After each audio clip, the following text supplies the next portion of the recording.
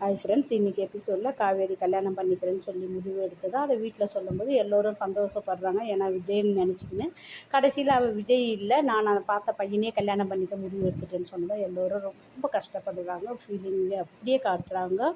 இந்த காவேரியும் அதிக பிரசித்தனம் தான் இது. அந்த பையன்கிட்ட போய் பேசி யாருக்கும் தெரியாமல் பேசுகிறா.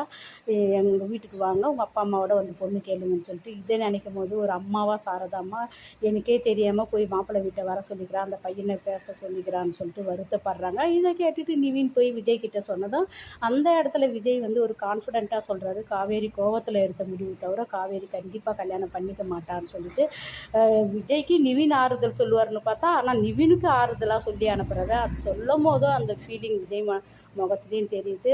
ராதாம்மாவும் தாத்தா கிட்ட சொல்லும் போது அம்மு இதை கேட்டுட்டு அப்போ காவேரி மிஸ் எனக்கு அம்மாவாக வரமாட்டாங்களான்னு பாட்டியாண்ட சொன்னதும் காவேரி மிஸ்ஸை நானே கேட்குறேன்னு வீட்டுக்கு கேட்க போகிறா. ஏன்னா இவோ அந்த குழந்தை